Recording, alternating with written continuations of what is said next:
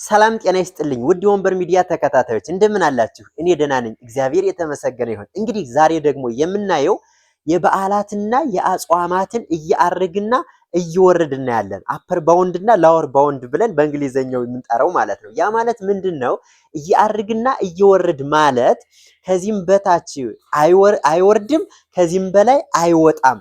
ያ ማለት በመካከል ላይ ያለ ማለት ነው፣ የተገደበ ማለት ነው። ስለዚህ ይሄንን እናያለን ማለት ነውና እስከ መጨረሻው አብራችሁን ቆዩ። ለቻናሉ አዲስ ከሆናችሁ ሰብስክራይብ እያደረጋችሁ ላይክ ሼር እያደረጋችሁ አበረታቱኝ እላለሁ። ስለዚህ ወደ መጀመሪያው ስንሄድ ከማን እንጀምራለን? ከጾመ ነነዌ እንጀምራለን። እንግዲህ ጾመ ነነዌ መቼ ነው? ጥር 17 በታች አትወርድም፣ ከየካቲት 27 በላይም ደግሞ አትውልም ማለት ነው። በእነዚህ በሁለቱ መካከል ነው የምትውለው።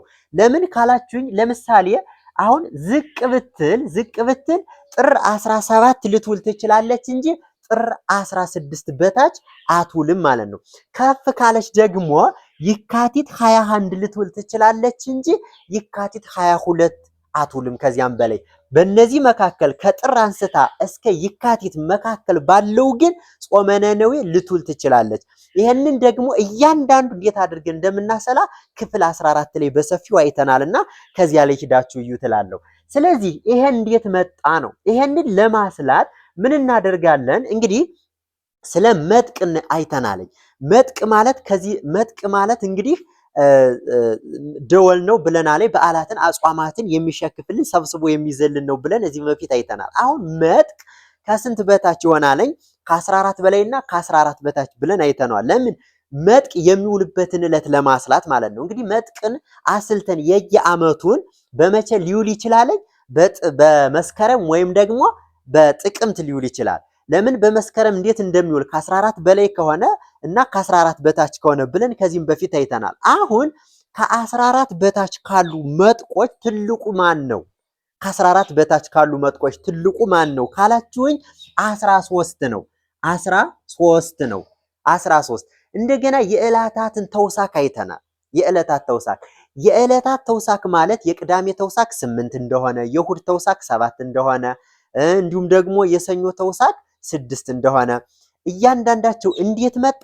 አሁንም እዚህም በፊት አይተናለኝና እሱ ላይ የዕለታት ተውሳክ ብላችሁ ሰርች አድርጋችሁ ብታዩ ታገኙታላችሁ ማለት ነውና ስለዚህ ከዕለታት ተውሳክ ደግሞ እንደገና ትልቁ ማን ነው ካላችሁኝ የቅዳሜ ተውሳክ 8 ነው። ስለዚህ 13 ሲደመር 8 እኩል ይሆናል ስንት ይመጣል ነው። ስለዚህ 13 ሲደመር 8 እኩል ይሆናል 21 ይመጣል ማለት ነው። ስለዚህ ጾመ ነነዌ የካቲት 21 ነው ልትሆን የምትችለው ማለት ነው። አያችሁ፣ አንድ ልድገምላችሁ። ከመጥቆች ከ14 በታች ካሉ መጥቆች ትልቁ 13 ነው። ሲደመር ከዕለታት ተውሳክ ትልቁ 8 ነው። ስለዚህ ሁለቱን ስንደምር 21 መጣ። ስለዚህ ጾመ ነነዌ ከፍተኛ መቼ ልትውል ትችላለች? የካቲት 21 ልትሆን ትችላለች። ከዚያ በታች ግን ምን አትልም? ከዚያ በላይ ግን አትወጣም ነው። ስለዚህ እንደገና እይወርድሳ ነው። ይሄ እያአርግ ከሆነ እይወርድ ደግሞ ጥር 17 ነው ብለናል። 17 ከሆነ እንዴት እናገኛለን ነው? 17ን ልብ በሉ። አሁንም ከዚህ ላይ የምናየው ምንድነው? ከ14 በላይ ካሉ መጥቆች ትንሹ ስንት ነው ነው? ስለዚህ ትንሹ ስንት ነው? ከ14 በላይ ካሉ መጥቆች ትንሹ ስንት ነው? 15 ነው። 15 ሲደመር ከዕለታት ተውሳክ ትንሹ ማን ነው ካላችሁ 2 ነው። የማን ተውሳክ? የዓርብ ተውሳክ 2። ስለዚህ 15 ሲደመር 2 እኩል ይሆናል 17 መጣ። ስለዚህ ጾመ ነነዌ መቼ ልትውል ትችላለች? ጥር 17 ልትውል ትችላለች እንጂ ጥር 16 ልትውል አትችልም ነው። ስለዚህ በእነዚህ መካከል ትሆናለች ነው። በጣም አሪፍ። በመቀጠል የማንን እናያለን? የአብይ ጾምን እናያለን። አብይ ጾምስ በማንና በማን መካከል ይሆን ነው? የዚህን ደግሞ ቀመሩን ያዙልኝ። እንዴት አድርጋችሁ ትይዛላችሁ መሰላችሁ? አብይ ጾም እኩል ይሆናል አብይ ጾም እኩል ይሆናል የማን የጾመ ነነዌ ምን እይወርድ? የጾመ ነነዌ እይወርድ ሲደመር ሲደመር ሲደመር አሁን እየወረድ ነው የምናሰላ ሲደመር የማን የአብይ ጾም ተውሳክ የአብይ ጾም ተውሳክ ማለት ነው። ተውሳክ እኩል ይሆናል ምን እናገኛለን? እየወረዱን እናገኛለን ማለት ነው። እየወረዱን እስኪ እንምጣ። ስለዚህ የጾመ ነነዌ እየወረድ ስንት ነው? 17 17 ሲደመር የአብይ ጾም ተውሳክ ስንት ነው ካላችሁኝ 14 ነው ተውሳኩ። ከዚህም በፊት አይተናል። 14 እኩል ይሆናል ስንት ይመጣል? 7 እና 4 21 አንድን ጽፌ አንድ አለኝ አንድና አንድ 31 አሁን 31 መጣ። ከ30 በለጠ። ከ30 ከበለጠ በ30 ማካፈል ነው። በ30 ያ ማለት ስናካፍለው በ30 ምክንያቱም ለ30 የምናካፍለው ወደ ወር ነው። ስለዚህ አንድ ቀሪ አንድ ይመጣል ማለት ነው። ያ ማለት አንድ ወር ከአንድ ቀን ነው ማለት ነው። ስለዚህ መቼ ይሆናል?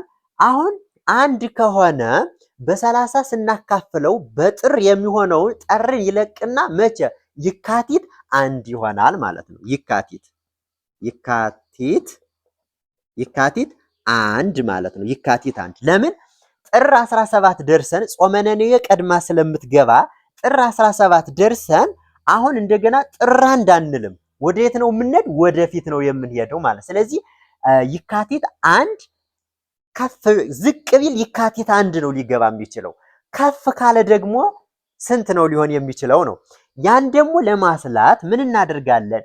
የጾመ ነነዌ እያርግ ሲደመር የማን የአብይ ጾም ተውሳክ ማለት ነው። ስለዚህ የጾመ ነነዌ እያርግ ስንት ነው? ወይም ከፍተኛው አፐር ባውንድ የምንለው ስንት ነው? 21 ሲደመር የአብይ ጾም ተውሳክ ስንት ነው? 14 እኩል ይሆናል ስንት ይመጣል? 21 ሲደመር 14 35 ይመጣል ማለት ነው። 35 አሁንም ይሄንን ሲካፈል ለስንት ለ30 ስታደርጉት አንድ ወር ወይም አንድ ቀሪ ስንት ይመጣል? 5 ይመጣል ማለት ነው። ስለዚህ 5 ከመጣ የካቲት 21 ደርሰናል። ያ ማለት የካቲት ሙሉን ለ30 ስናካፍለው የካቲት ሙሉን ያዘውና አልፎ ተርፎ ወደ የተደ ወደ መጋቢት። ስለዚህ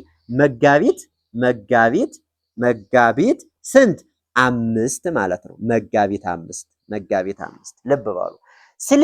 ስለዚህ አሁን አብይ ጾም መቼ ነው ሊገባ? ዝቅ ቢል መቼ? የካቲት አንድ ነው ሊሆን የሚችለው የካቲት አንድ። ከፍ ካለ ደግሞ መቼ? መጋቢት ስንት 5። በእነዚህን መካከል ሊገባ ይችላል እንጂ ከዚያን ውጭ ከ5 በላይ ከመጋቢት 5 6 ሊገባ አይችልም በፍጹም ማለት ነው። በመቀጠል ደብረ ዘይትን እናሰላለን። ደብረ ዘይትንስ እንዴት አድርገን ነው የምናሰላ ነው። ስለዚህ ደብረ ዘይትን ለማስላት ደግሞ እየወረዱንና እያርጉን ከማን ነው መነሻችን ብያችኋለሁ? ከጾመ ነነዌ። የጾመ ነነዌ እየወረድ ስንት ነው ካላችሁኝ 17 ነው አይደለ? 17 በጣም አሪፍ። አሁን የጾመ ነነዌ እየወረድ 17 ሲደመር የደብረ ዘይት ተውሳክ ስንት ነው ካላችሁኝ 11 ነው። ይሄን ሸምድዳችሁ ያዙ። 11 ይሆናል እኩል ይሆናል ስንት ይመጣል? 17 ሲደመር 11 28 ይመጣል ማለት ነው። 28 ይመጣል። በጣም አሪፍ። አሁን 28 ከመጣ የደብረ ዘይት እየወረድ አሁን የካቲት አንድ ደርሰናል።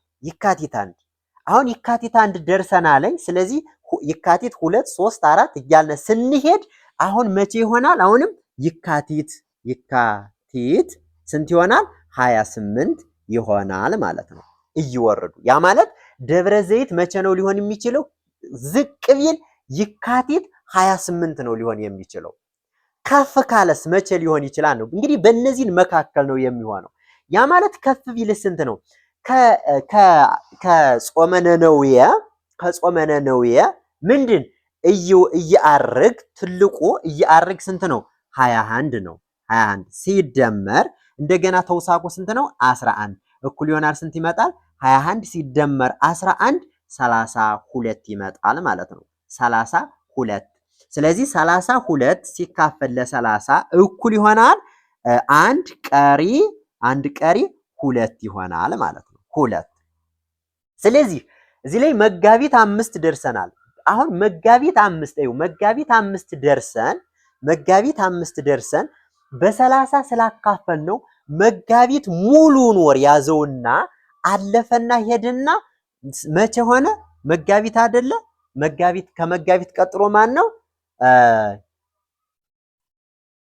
ሚያዚያ ማለት ነው። ሚያዚያ ስንት ይሆናል? 2 ይሆናል ማለት ነው። ሚያዚያ 2 ይሆናል።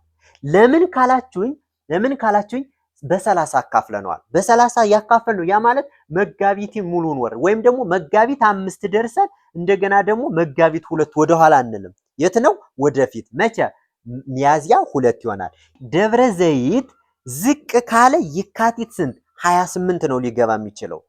ከፍ ካለሳ ሚያዚያ 2 ነው ሊገባ የሚችለው። በእነዚህን መካከል ነው። ያ ማለት በ28 ሊገባ ይችላል፣ በ29 አዛ 30 እዚያ ሚያዚያ 1 ሚያዚያ 2 እያለ በእነዚህን መካከል ሊሆን ይችላል እንጂ ከዚያ ውጭ በ27 አይገባም ነው።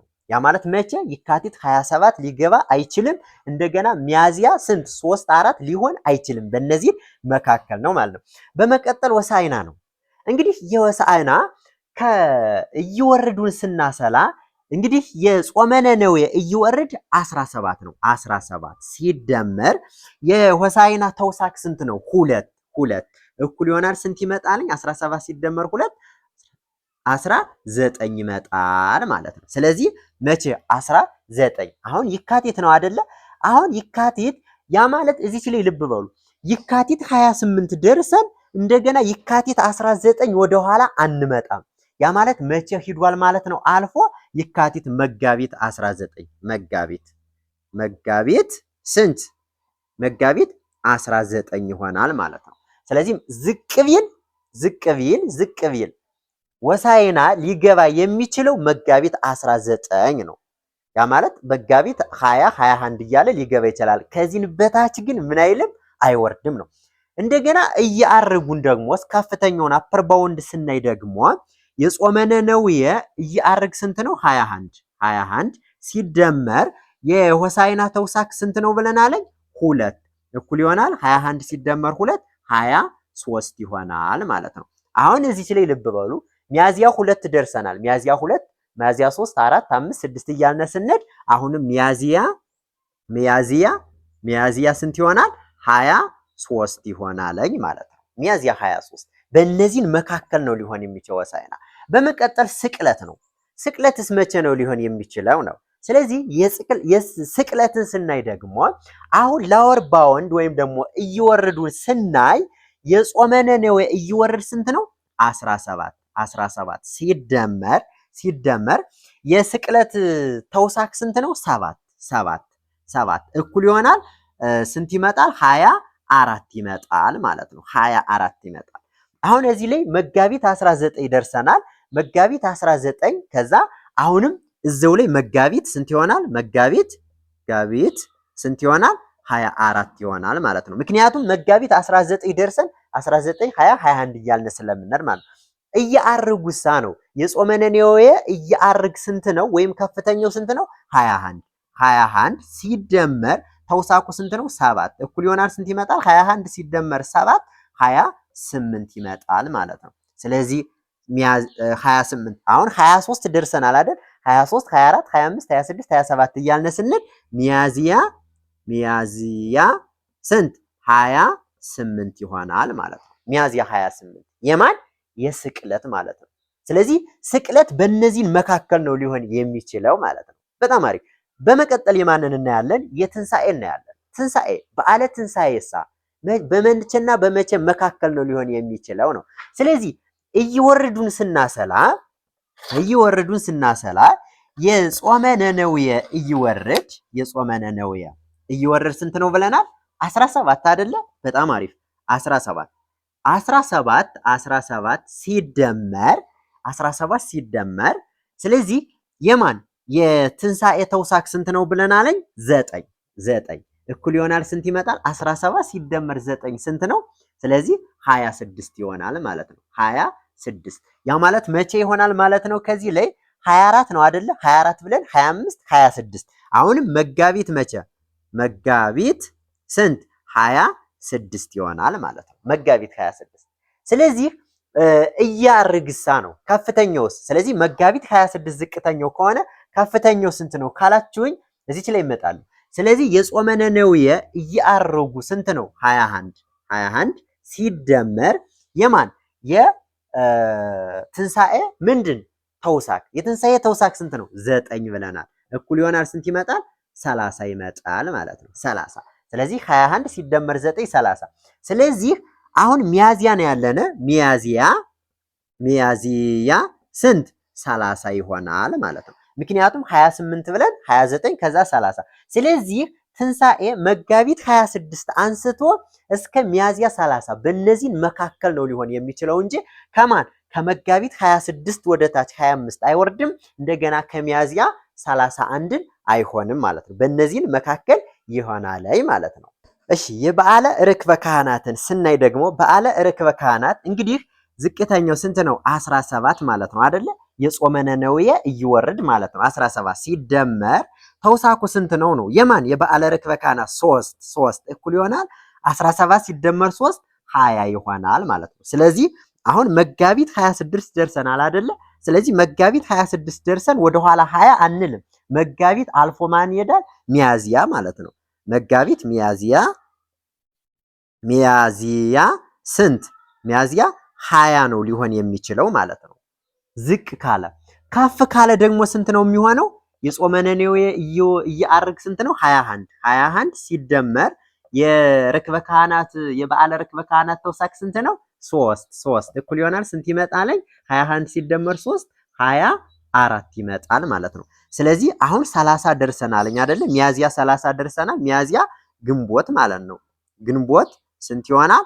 24 በዓለ ርክበ ካህናት ከፍተኛ ሊሆን የሚችለው ማለት በእነዚህን መካከል ነው። ሌላው እርገት ነው። እርገት እንግዲህ እርገት አሁንም የምናየው የማንን ነው? የጾመ ነነዌ ምን እይወርድ 17 ነው። 17 ሲደመር የማን የእርገት ተውሳክ ስንት ነው? 18 እኩል ይሆናል ስንት ይመጣልኝ ካላችሁኝ 37 ሲደመር 8 35 ይመጣል። 35 ሲካፈል ለ30 ስታደርጉት አንድ ቀሪ ስንት ይሆናል? 5 ይሆናል ማለት ነው። 5 ስለዚህ አሁን ሚያዚያ ስንት ደርሰናል? ሚያዚያ 20 ደርሰናል አይደለ? ስለዚህ ሚያዚያ 20 ከደረስን ሚያዚያ ከዛ ቀጥሎ ግንቦት ስንት 5 ነው ሊሆን የሚችለው ማለት ነው። 5 ነው ሊሆን የሚችለው አያችሁት? እንደገና ደግሞ ከጾመ ነነዌ እያርግ ወይም ከፍተኛው ስንት ነው? 21 ሲደመር ተውሳኩ ስንት ነው? 18 እኩል ይሆናል ስንት ይመጣል? 39 ይመጣል ማለት ነው። ሲካፈል ለ30 ስታደርጉት አንድ ቀሪ 9 ይሆናል። ስለዚህ ግንቦት 24 ነው። ግንቦት ከዛ ሰኔ 9 ሊሆን ይችላል። ሰኔ 9 ሊሆን ይችላል። ምክንያቱም ግንቦት ብለን ግንቦት 24 ደርሰን እንደገና ወደኋላ 9 አንልም አይደለ? ስለዚህ ሰኔ 9 ይሆናል ማለት ነው። እንግዲህ በመቀጠል የምናየው በዓለ ጰራቅሊጦስ ነው። እንግዲህ በዓለ ጰራቅሊጦስ ደግሞ እንዴት ነው እይወርድ? የጾመ ነነዌ እይወርድ ስንት ነው? 17 ሲደመር የበዓለ ጰራቅሊጦስ ምንድን ተውሳክ ስንት ነው? 28 ማለት ነው። ሲደመር 28 ስለዚህ እኩል ይሆናል ስንት ይመጣልኝ? 7 ሲደመር 8 45 ይመጣል ማለት ነው። 45 አያችሁት? ስለዚህ 45 ከመጣ